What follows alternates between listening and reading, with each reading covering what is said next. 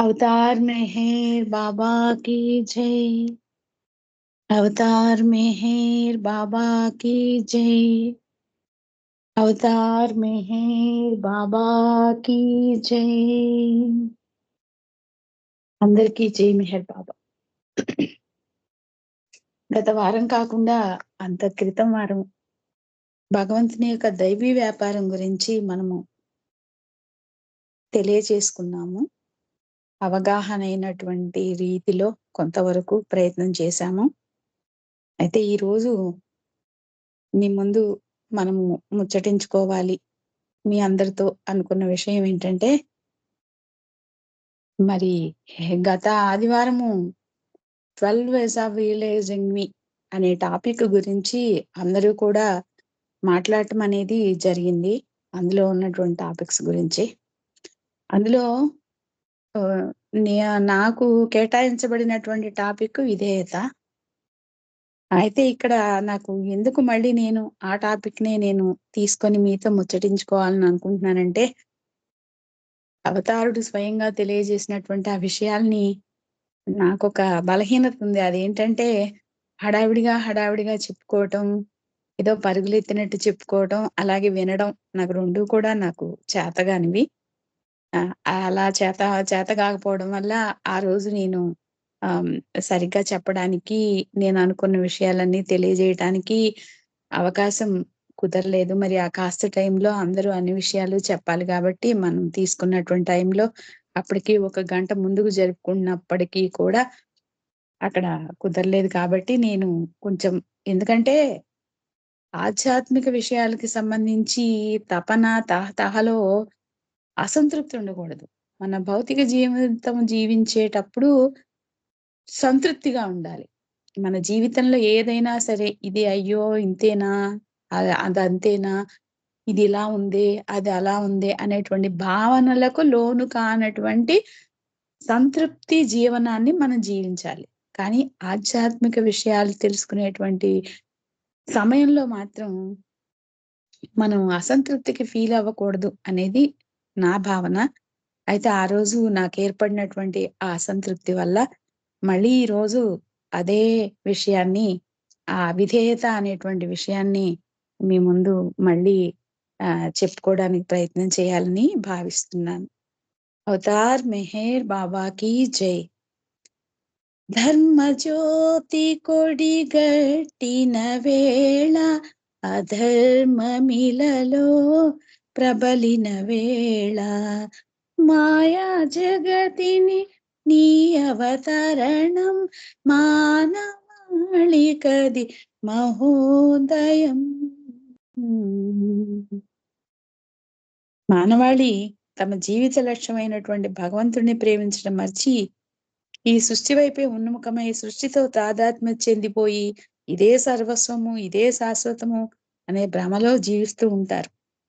అనేక బాధానుభవాలకు లోనై సతమతం అవుతూ ఉంటారు. దానినే అధర్మం అని, ధర్మజ్యోతి కొడిగట్టిందని అంటారు. అటువంటి సమయంలో మానవాళికి తమ గమ్యాన్ని ఎరుకతో భగవంతుని చేరడానికి అవసరమైనటువంటి జీవన విధానానికి ఉన్ముఖం చేయడానికి ఈ సృష్టిలోకి అవతారుడు దైవీ మానవునిగా ఆవిర్భవింపజేస్తారు సద్గురువులు. అలా అవతరించినటువంటి అవతార పురుషుడే సర్వ సృష్టిలోని అణువణువుతో తాదాత్మ్యం చెంది మానవులందరి సమిష్టి బాధలను తాననుభవిస్తూ యావత్ మానవాళి యొక్క జీవ చైతన్యానికి ఆధ్యాత్మిక మలుపుని, రూపుని ఇస్తారు. వారి యొక్క జీవిత దృక్పథాల్లో మార్పులు తీసుకురావడానికి, భగవంతుని చేరాలి అనేటువంటి జిజ్ఞాస సంబంధమైనటువంటి ప్రేమ బీజాలను అందరి హృదయాల్లో నాటుతారు అవతార పురుషులు. అవతారులు నిర్వహించినటువంటి ఈ కార్యక్రమాన్ని ధర్మాన్ని పునరుద్ధరించడమని, ధర్మజ్యోతిని మరల వెలిగించడమని తెలియజేస్తారు.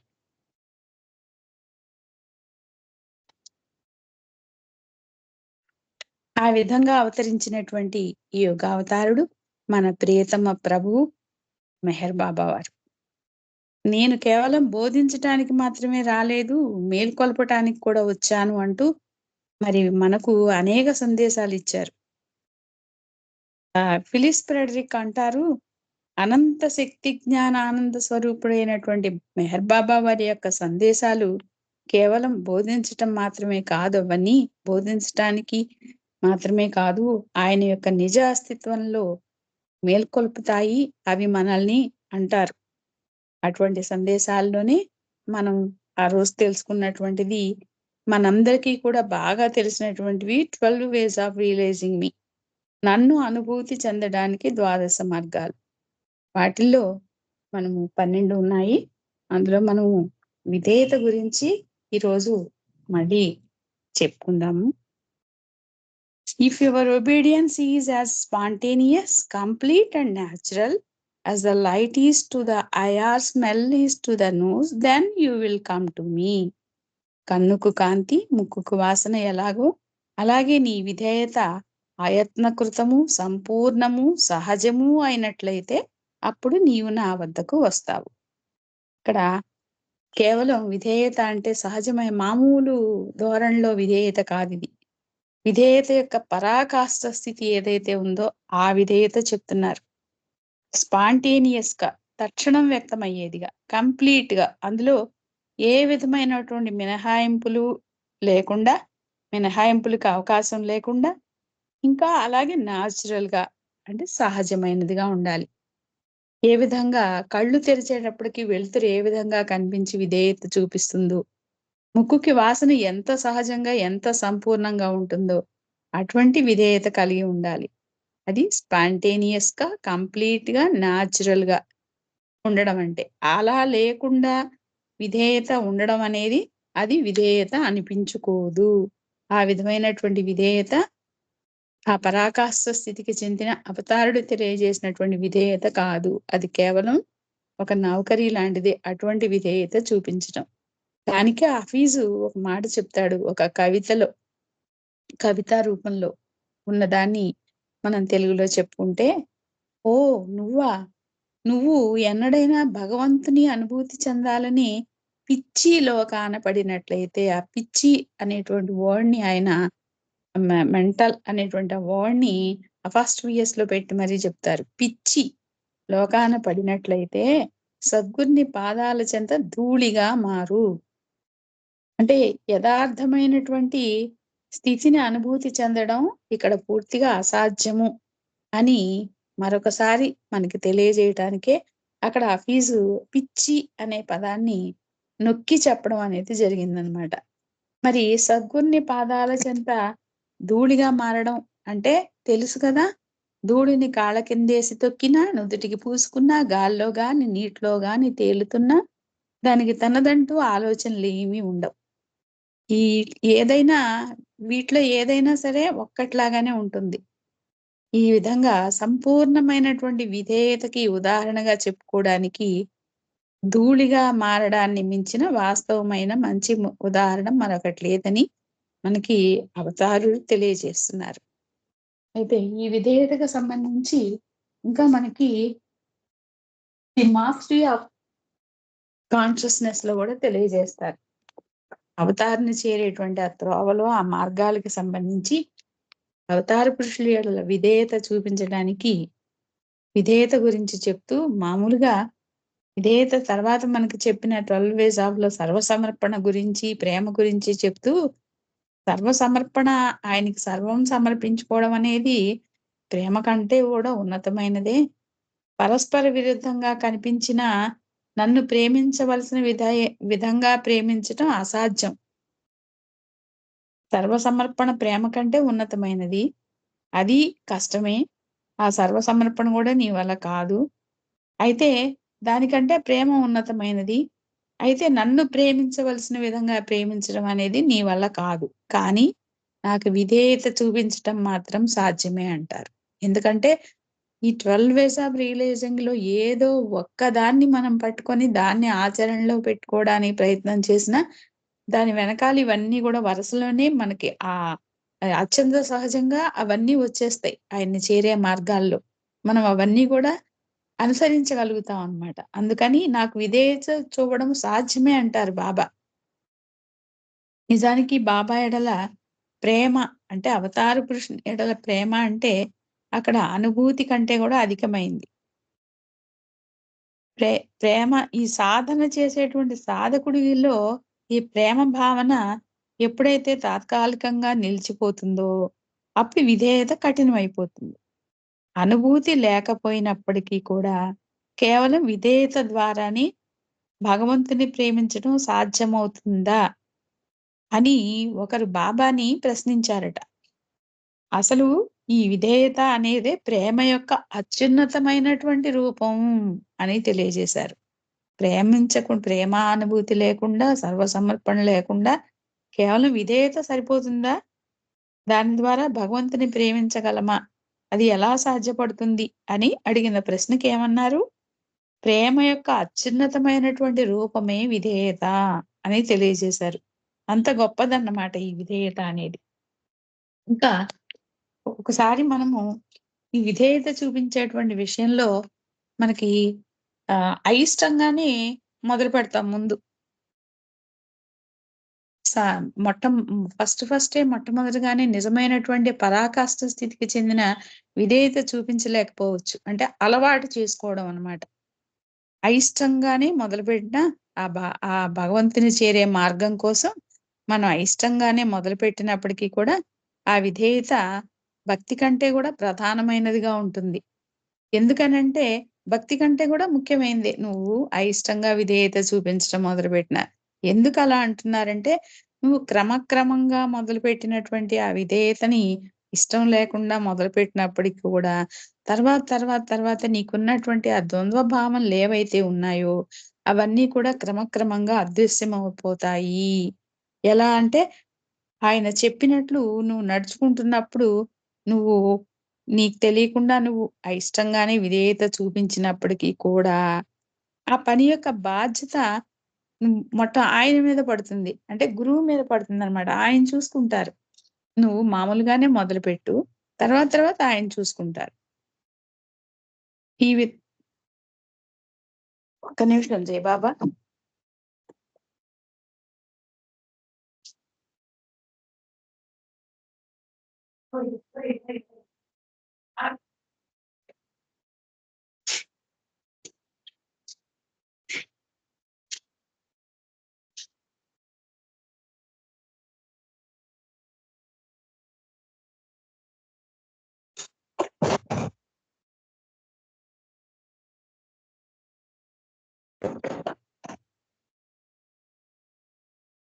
జయబాబా.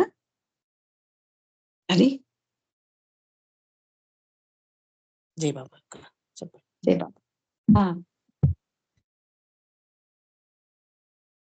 అది ఆ బాధ్యత ఆయన మీద పడి ఆయన తీసుకోవడం ద్వారా మన యొక్క అయిష్టతని తర్వాత ఇష్టంగా మార్పు చేయడానికి, మనలో ఉన్నటువంటి ఆ ద్వంద్వ భావనల్ని పోగొట్టుకోవడానికి ఆయన మీదే వేసుకుంటారనమాట ఆ బాధ్యతని. కాబట్టి ఆయన మీద నిజ విధేయతే అత్యుత్తమమైనటువంటి, అతి సన్నిహితమైనటువంటి బంధం. అది ఆ విధంగా గనక నువ్వు అటువంటి విధేయత చూపించటం మామూలుగా మొదలుపెట్టినా అయిష్టంగా తర్వాత నిజమైనటువంటి విధేయతగా మారది. నిజ విధేయతగా మారి తర్వాత ఏమవుతుంది?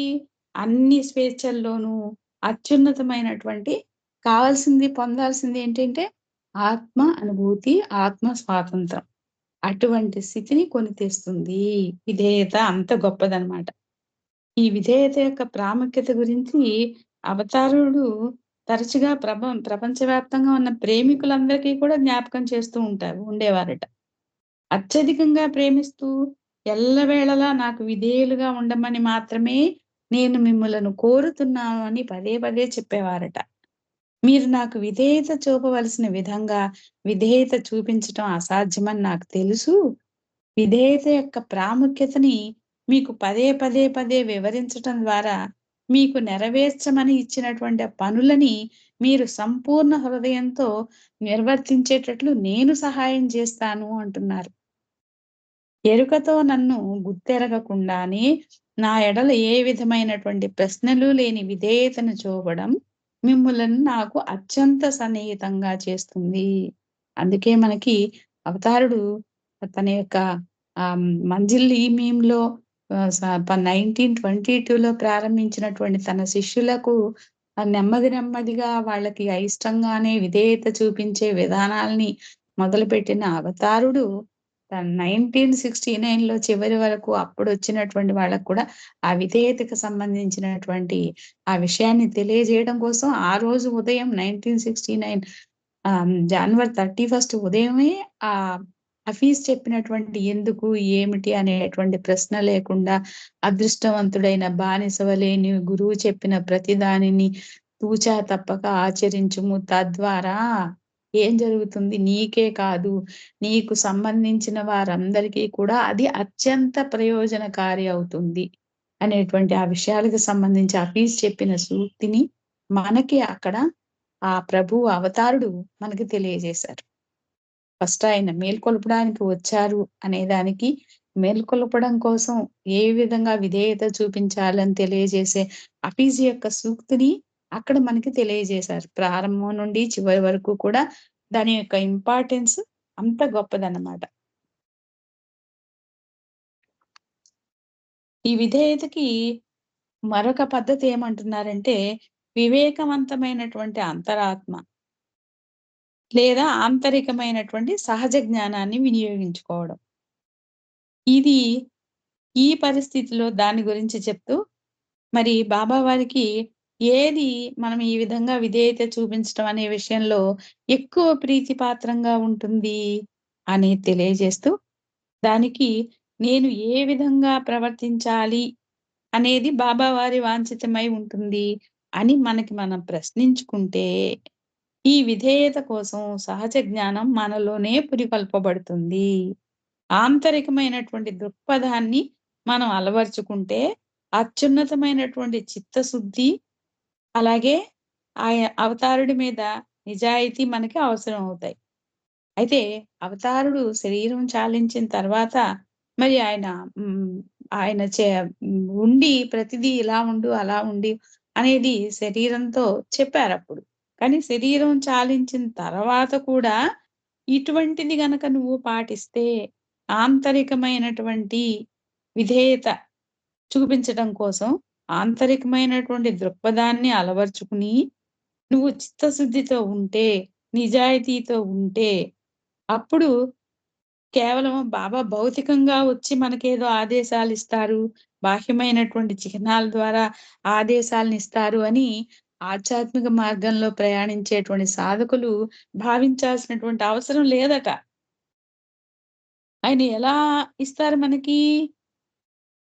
ఆయన యొక్క ఆంతరిక జ్ఞానం ద్వారా, వివేచన ద్వారా ఎవరంతట వారికే సమాధానాల్ని అందిస్తూ ఉంటారు. ఎలా?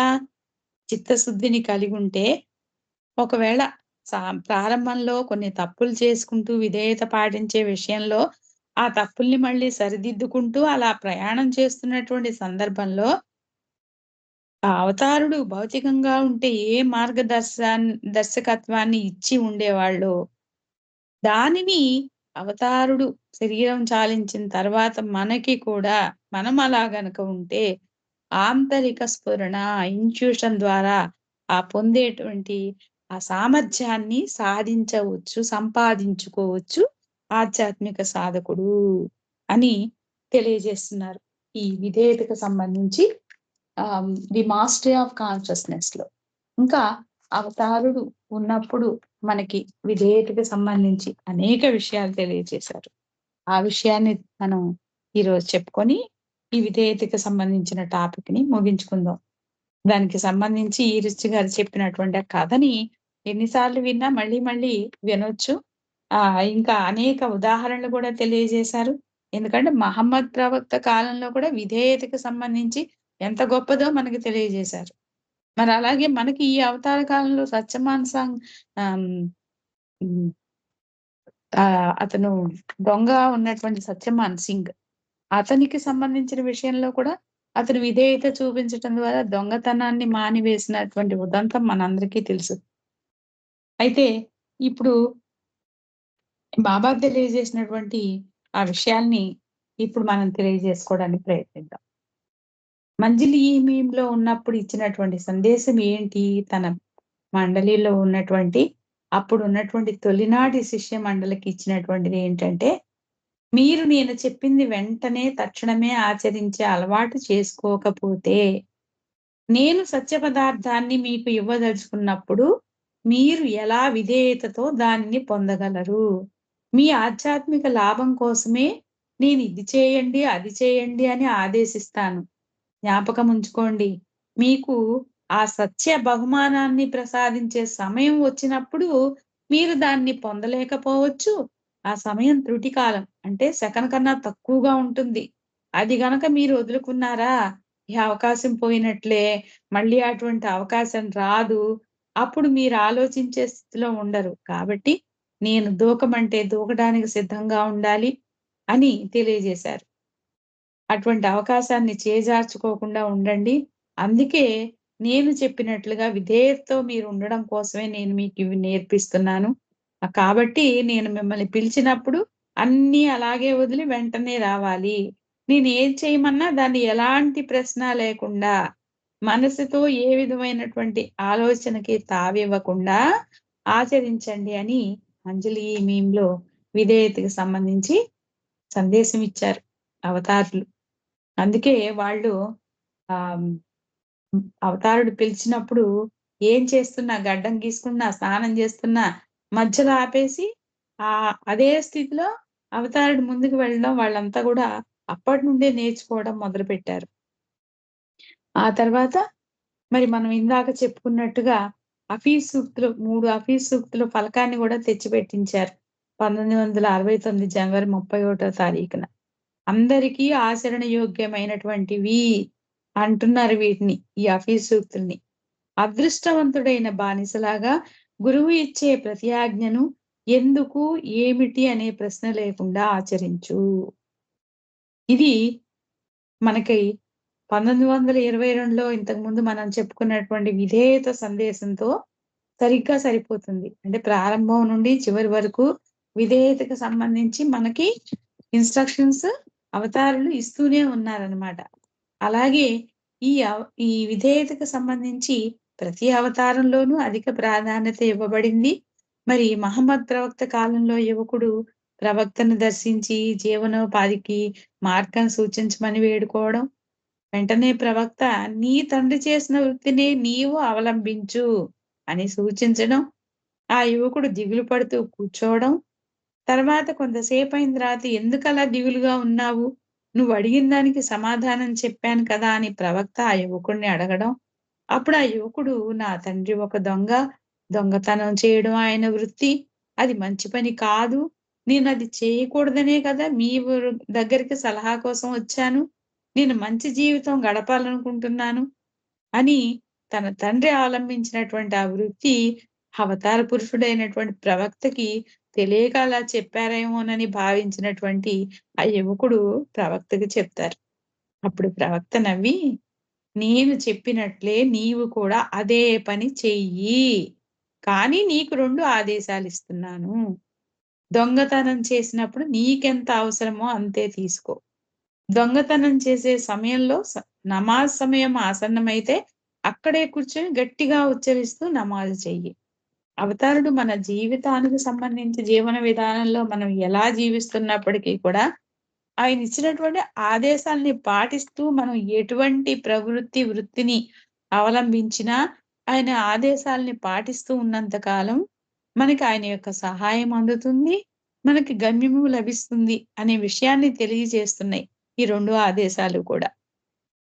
మరి ఆ యువకుడు దొంగతనానికి వెళ్ళడం, ఒక ఇంట్లోనికి వెళ్లి తాడు సహాయంతో మేడ పైకెక్కి లోపలికి చేరడం, మరి వంటగదిలో నేల తవ్వి ఆ బంగారాన్ని పాతిపెట్టినటువంటి ఆ ప్రదేశాన్ని చూడటం, అక్కడ తవ్వి వెతకడం, అతనికి బంగారు నాణాల మూటలు కనిపించడం, వాటన్నిటిని తను తీసుకొచ్చినటువంటి ఆ గుడ్డ మీద వేసుకొని, పరుచుకొని, ఆ బంగారు నాణాల సంచులు దాదాపు 15 దాకా ఉన్నాయంట మూటలు.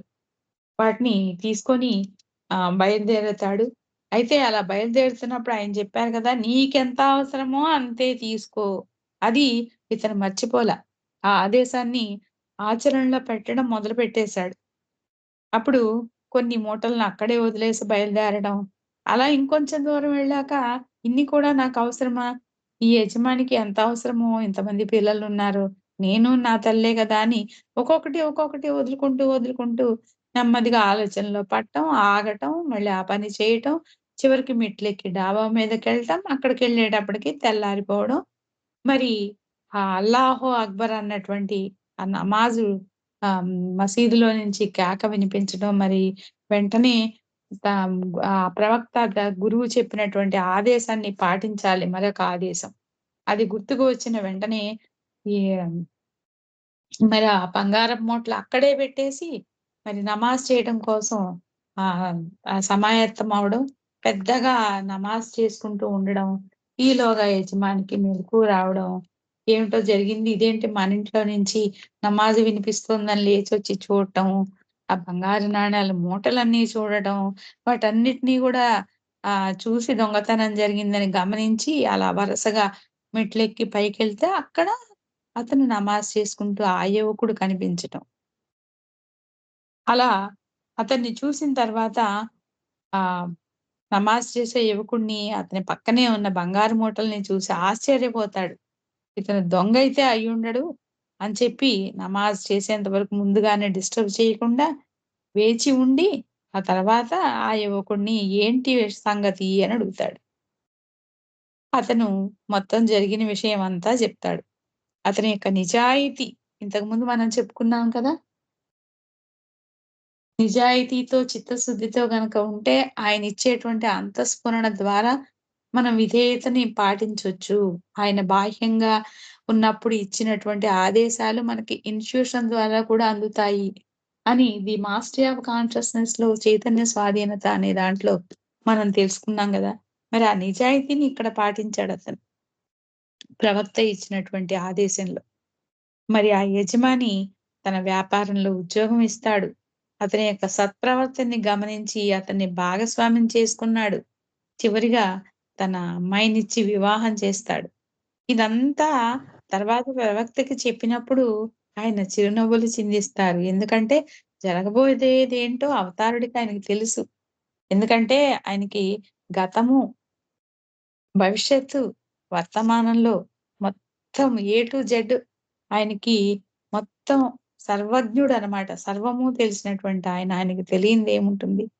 అలాగే విష్ణు మాస్టర్ సంఘటన చూసినట్లయితే మెహరాబాద్‌లో ఉన్నప్పుడు విష్ణు మాస్టర్‌ని బయటికెళ్ళి రావు సాహెబ్‌ని పిలుచుకొని రమ్మంటారు. ఎండ తీవ్రంగా ఉంది. చెప్పులు లేకుండా వెళ్తే కాళ్ళు కాలుతాయి. విష్ణు మాస్టర్ అలాగే బయటికెళ్ళబోతూ ఉంటాడు. అవతారుడది గమనించి చప్పట్లు కొట్టి పిలిచి వెనక్కి ఆ విష్ణు మాస్టర్‌ని "నువ్వు మధ్యాహ్న సమయం ఎండ తీవ్రంగా ఉంది. చెప్పులు లేకుండా వెళ్ళొద్దు. నీకు చెప్పులు లేనట్టున్నాయి. నా పాదరక్షలు వేసుకొని వెళ్ళు" అంటారు. అప్పుడు అవతారుడి యొక్క ఆ పాదరక్షని తన చేతులతో పైకెత్తి తల కానించి మళ్ళీ అక్కడనే పెట్టి ఎళ్ళిపోబోతాడు. అవతారుడికి చాలా కోపమొస్తుంది. నువ్వు చేసిన పని? నీ చెప్పులు పవిత్రమైనవి కదా! నేను చేసుకొని అపవిత్రం ఎలా చేస్తానంటాడు. అప్పుడు అవతారుడు చెప్పినటువంటి విషయం చూడండి. ఇది మనకి ఇంపార్టెంట్. నా పాదరక్షలు పవిత్రమైనవే కానీ, నా మాట అంతకంటే ఎక్కువ ప్రాధాన్యమైనవి. నేను స్వయంగా చెప్పిన మాటల్ని నువ్వు లెక్క చేయలేదు. అలా చేయకపోవడానికి కారణం నీ మనసులో దాగి ఉన్న మూఢనమ్మకం. నా పాదరక్షల పవిత్రమైనవనే మూఢనమ్మకం నిన్ను నా మాటను, నా ఆజ్ఞను ఉల్లంఘించేలా చేసింది. కానీ దానికి బదులు ఆ చెప్పులు వేసుకొనుంటే నేను సంతోషించేవాడిని అని తెలియజేస్తారు. విష్ణు మాస్టర్‌కి తన తప్పు తెలిసొచ్చింది. అలాగే విధేయత గురించి ఇంకెప్పుడు గూడా అవతారుడి యొక్క ఆజ్ఞని పాటించడంలో అడ్డు తగలకుండా విధేయతని 100% పాటిస్తాడు విష్ణు మాస్టర్.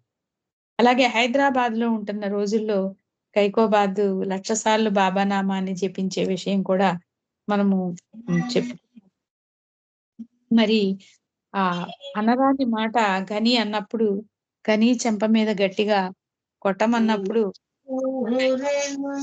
ఓ ప్రభు ఏమియు కోరని చెప్పినప్పుడు ఆ ఆదేశాన్ని కైకోబాదే 1,00,000 సార్లు అన్ని సార్లు బాబా నామాన్ని జపిస్తూ ఉన్నటువంటి అమ్మో! నేనెలా కొడతాను ఆయన పెద్దాయన దెబ్బ తగులుతుంది అంటే నువ్వు ఈ పని నేను చెప్పినటువంటి ఆజ్ఞను ఉల్లంఘించడం ద్వారా నువ్వు నా గుండెల మీద కొట్టావంటారు. అదేంటి నేను మీ గుండెల మీద కొట్టడం ఏంటంటే, నేను చెప్పినట్లు చేయకుండా నీ సొంత అభిప్రాయానికే ప్రాధాన్యత ఇచ్చావు. ఘనీ బాధపడతాడని అనుకున్నావు గానీ, నా ఆజ్ఞను ఉల్లంఘిస్తే నాకెంత బాధ కలుగుతుందో నువ్వు ఆలోచించలేదు. నాకు బాధ కలిగించడం అంటే నన్ను కొట్టినట్లే గదా అంటారు. ఆ తర్వాత గనీని అడుగుతారు. కొడితే నువ్వు బాధపడేవాడివా అని అడగమంటారు. అడిగితే అప్పుడు గనీనే చెప్తాడు. నేనేం బాధపడినేవాడిని కాదు అని చెప్తారు. అలాగే ఆరి సీనియర్‌ని గూడా నిన్ను కొట్టమంటే నువ్వేం చేస్తావంటే ఒకటి కాదు ఇంకా పెడీమని పెద్ద చెంపదెబ్బ కొడతాను అని చెప్తాడు. అప్పుడు కైకోబాద్‌కి తనకి అవిధేయత తెలిసొస్తుందనమాట. తన పొరపాటు తెలిసొస్తుంది. అయినా అప్పటికి ఈ ఆజ్ఞని పాటించలేదు కదా! సరే ఇప్పుడు కొడతానంటాడు. అదేం లేదు సమయం అయిపోయింది. సమయం వచ్చినప్పుడు నువ్వు చేయలేదు. కాబట్టి ఇప్పుడు నువ్వు ఆ పని చేసినా దాని యొక్క ప్రయోజనం ఉండదు అంటారు. అలాగే 1955 సంవత్సరంలో జరిగినటువంటి సహవాస కార్యక్రమాల్లో బాబా అంటారు. ఒక్క 5 నిమిషాలమ్మా. ఆ! నా మెడలో పూలమాలలు వేయడం, వంగి నాకు ప్రణామం చేయడం, నా భజనలు, కీర్తనలు పాడడం ఏమాత్రం ప్రాధాన్యత లేని విషయాలు. భగవదైక్యం కోసం చేసే ప్రయాణంలోని మార్గంలో ప్రధాన్యమైనవి, ముఖ్యమైనటువంటివి 3 విషయాలు. అవి ప్రేమ, విధేయత, ఇంకా సర్వార్పణ లేక ఆత్మార్పణ. వీటిల్లో ఎలాంటి రాజీ లేదు అని చెప్తూ ప్రేమ మానవునికి భగవంతుడిచ్చే కానుక, విధేయత గురువు శిష్యుడికిచ్చే కానుక, సర్వార్పణ మానవుడు గురువుకిచ్చే కానుక అని చెప్తారు. అలా విధేయత చూపించేవాడు ప్రియతమునికే ప్రియతముడవుతాడు. ప్రేమకే బాబా ప్రాధాన్యతనిచ్చి నన్ను అధికాధికంగా ప్రేమించండి అన్నారు. అయినా విధేయత ప్రేమ కంటే మిన్న అని చెప్పారు. ఆ విధేయత పరిపూర్ణమైనదై ఉండాలి అంటున్నారు. ఈ విధేయత ఎన్ని రకాలో గూడా తెలియజేశారు. మొదటి రకంలో డబ్బు కోసం, లేదా జీతం కోసం ఒక ఉద్యోగి లేదా నౌకర్లు లేదా సైనికులు చూపించే విధేయత అది ప్రతిఫలంతో ముడిపడి దాని కోసం మాత్రమే చూపించే విధేయత. రెండవ రకానికి చెందిన విధేయత బానిస చూపించే విధేయత. అది తప్పనిసరి గత్యంతరం లేక చూపించేది. ఒకేసారి డబ్బు చెల్లించి లేదా ఏదో ఒక పరిస్థితిలో ఒక వ్యక్తిని ముఖ్యంగా ఇదివరకు రోజుల్లో చూసినట్లయితే బానిసగా చేసుకునేవాళ్ళు. విధేయత చూపించకపోతే ఆ బానిసని కొరడా దెబ్బలు పడేస్తూ ఉండేవి. ఇక మూడవది ఇష్టపూర్వకంగా చూపించే విధేయత. ఈ విధేయతలో కూడా 2 రకాలున్నాయి మళ్ళీ.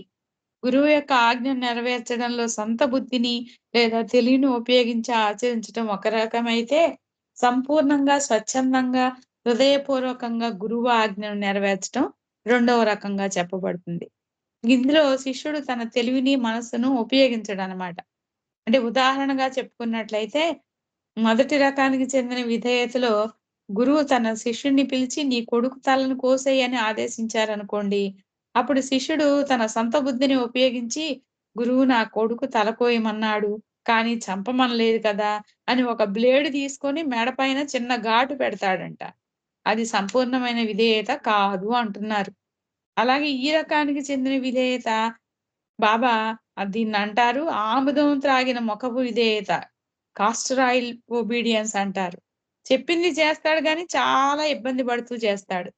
అదే ఉదాహరణ తీసుకుంటే శిష్యుడు మరి అయ్యో! గురువు నా కొడుకు తలను కోయమని చెప్పాడు. నేను ఎలా నా కొడుకు తలను కోయగలను అని ఇబ్బందితో కళ్ళు మూసుకొని ఆముదం త్రాగిన ముఖంతో కొడుకు తలను కోస్తాడు. కాబట్టి అది కూడా సంపూర్ణమైనటువంటి విధేయత కాదు అని చెప్తున్నారు.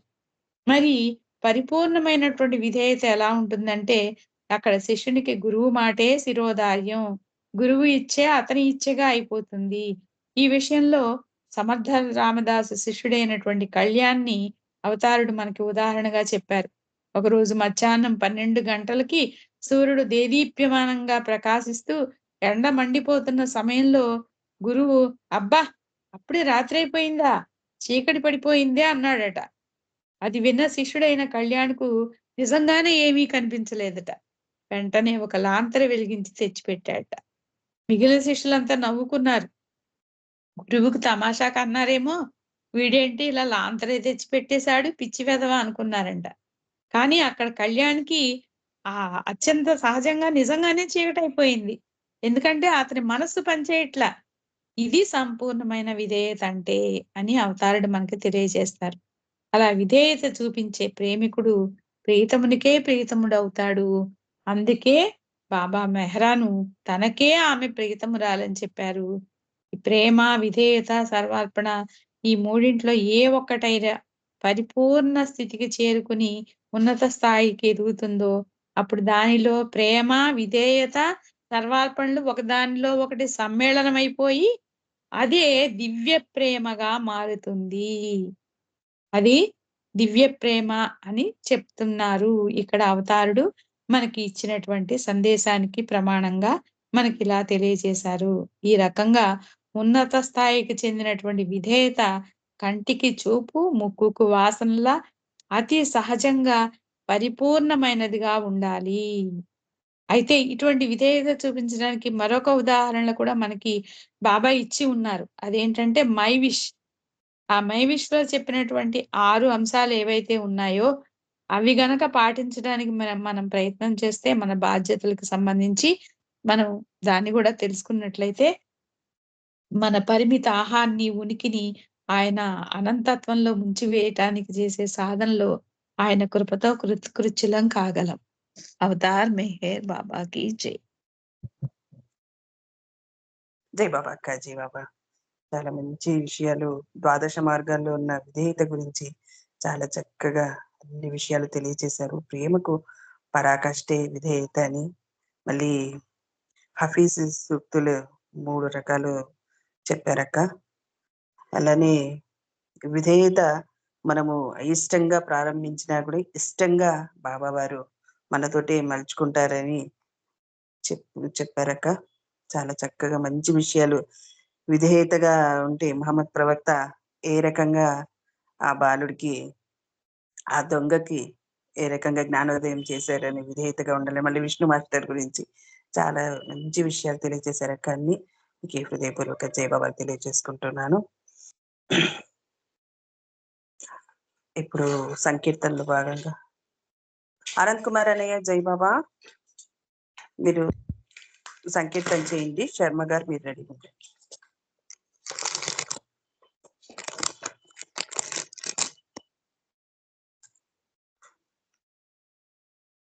అన్నయ్య జై బాబా. అనంత్ కుమార్ అన్నయ్య జై బాబా. అందరికి జై బాబా. జై బాబా, జై బాబా. అప్పారావు గారు జై బాబా. శర్మ గారు జై బాబా అండి, సంకీర్తన చేయండి. అన్నయ్య మీరు అన్మిట్ అవ్వట్లేదా చూసుకోండి. శర్మ గారు మెహర్ బాబా కి జై. వేదాంత సారము నీ ప్రేమ ప్రసాదము హృదయాంతరాలలోన వికసించే జ్ఞానము.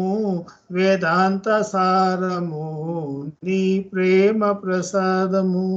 హే ప్రేమ పూరిత శ్రీ మెహరు బాబా, మా పూజలందుకొని మమ్మేలుమయ్య.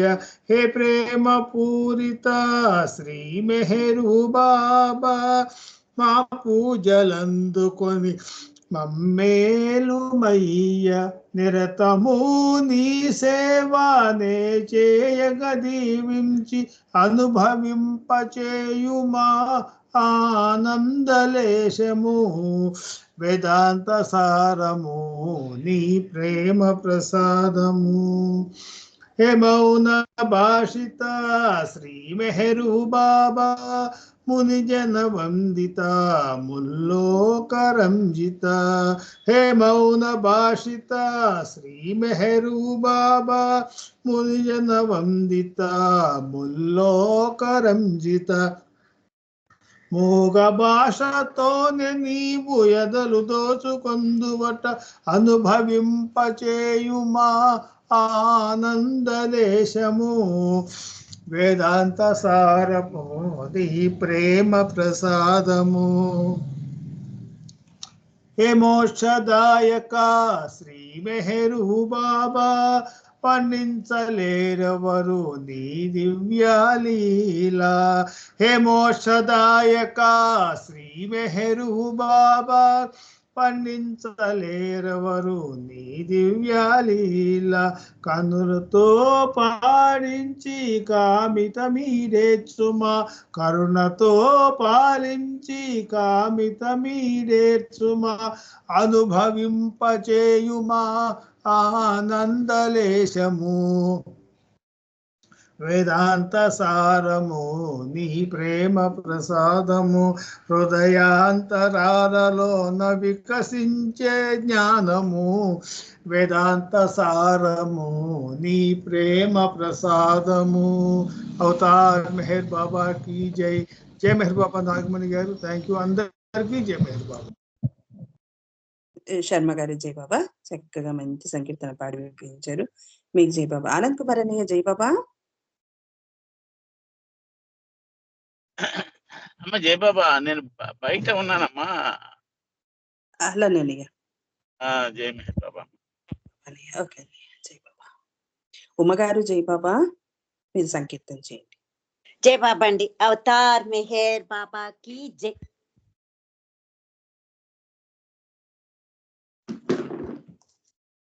అవతార్ మెహర్ బాబా కి జై ఎన్ని జన్మలైనా కర్మ బంధాలను అనుభవించి తీరాలి ఎవరైనా ఈ జన్మలోనే తరగాలి అంటే అవతారుని దరికి చేరరా ఈ అవతారుని దరికి చేరరా దేవదేవుడు శ్రీ మెహరు దేవుడు దీనబంధుడు అవతార పురుషుడు ఎన్ని జన్మలైనా కర్మ బంధాలను అనుభవించి తీరాలి ఎవరైనా సంసార బంధములో చిక్కుకున్నవాడా సంస్కారాలెన్నో చుట్టుకున్నవాడా మెహరు దర్శనానికై పరితపించరా పాప భంజనాన్ని చేయు మహాశక్తిరా అంతరంగమున నీవు యోచించరా ఆతితో పాపాన్ని కీర్తించరా దేవదేవుడు శ్రీ మెహరు దేవుడు దీనబంధుడు అవతార పురుషుడు ఎన్ని జన్మలైనా కర్మ బంధాలను అనుభవించి తీరాలి ఎవరైనా అహంకార నాశనం మెహరు కార్యము ఆత్మార్పణ చేయడం దివ్య సాధనం ఆనందదాయకం బాబా దర్శనం జ్ఞానోదయ మార్గానికి దే తరుణము ఎన్ని జన్మలెత్తినా పొందలేవురా జన్మ జన్మకి మజిలీ సాగుతుందిరా దేవదేవుడు శ్రీ మెహరు దేవుడు దీనబంధుడు అవతార పురుషుడు ఎన్ని జన్మలైనా కర్మ బంధాలను అనుభవించి తీరాలి ఎవరైనా ఈ జన్మలోనే తరగాలి అంటే అవతారుని దరికి చేరరా ఈ అవతారుని దరికి చేరరా దేవదేవుడు శ్రీ మెహరు దేవుడు దీనబంధుడు అవతార పురుషుడు ఈ జన్మలైనా కర్మ బంధాలను అనుభవించి తీరాలి ఎవరైనా అవతార్ మెహర్ బాబాకి జై థ్యాంక్ యూ నాగమణి గారు జై బాబా అండి అందరికీ జై బాబా ఉమ్మగారు జై బాబా అండి మంచి సంకీర్తన చక్కగా పాడి వినిపించారు మీకు జై బాబా సులోచన ధనలక్ష్మి ఉందమ్మా నీ ఐడిలో జై బాబా జై బాబా ఆంటీ జై బాబా సంకీర్తన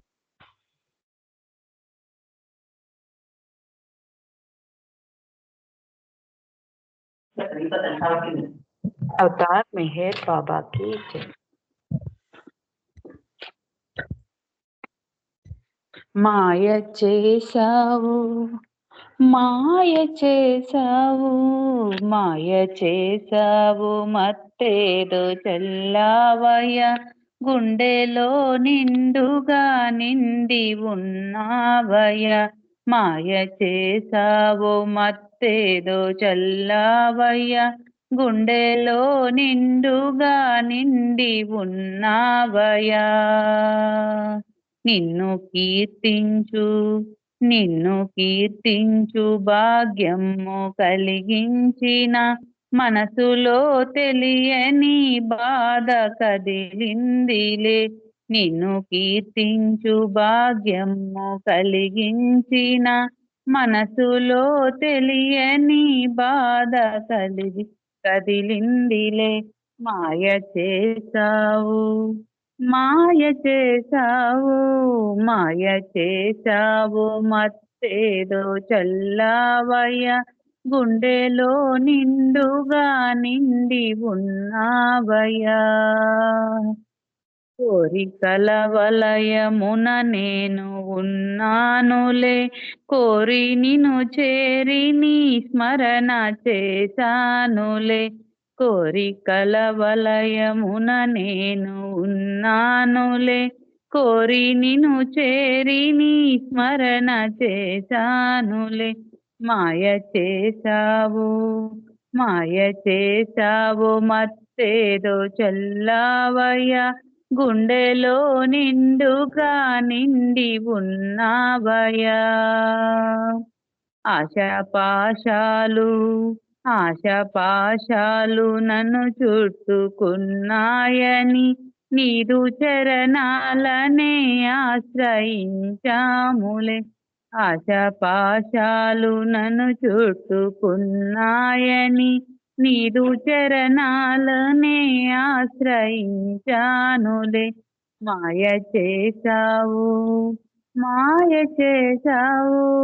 మాయ చేశావు మత్తేదో చల్లావయ్య గుండెలో నిండుగా నిండి ఉన్నావయ్యా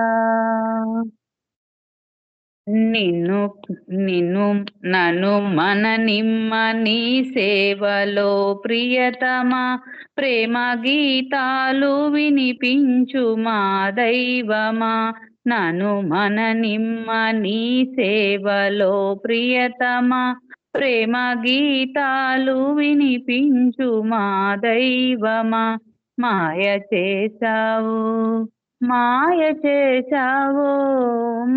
చేశావు మత్తేదో చల్లావయ్య గుండెలో నిండుగా నిండి ఉన్నావయ్యా మెహరు శ్రీనామము సాధనముగా సాగిపో నిమ్ము నా బ్రతుకు నీ దాసుగా మెహరు శ్రీనామము సాధనముగా సాగిపో నిమ్ము నా బ్రతుకు నీ దాసుగా మాయ చేశావు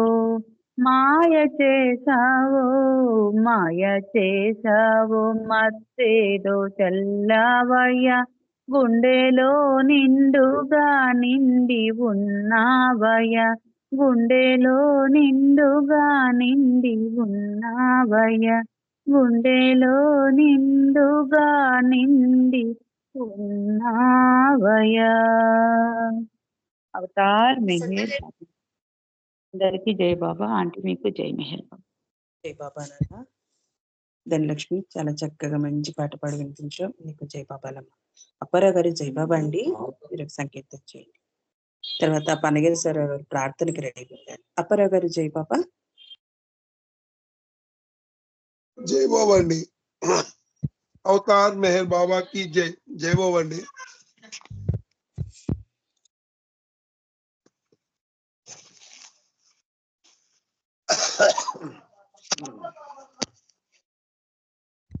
అవతార్ మెహర్ బాబా కి జై నా మనసు మందిరాన ఉండిపోనే సమా చెలిమిలాగా కలిమిలాగా కడకు నా ప్రాణముగా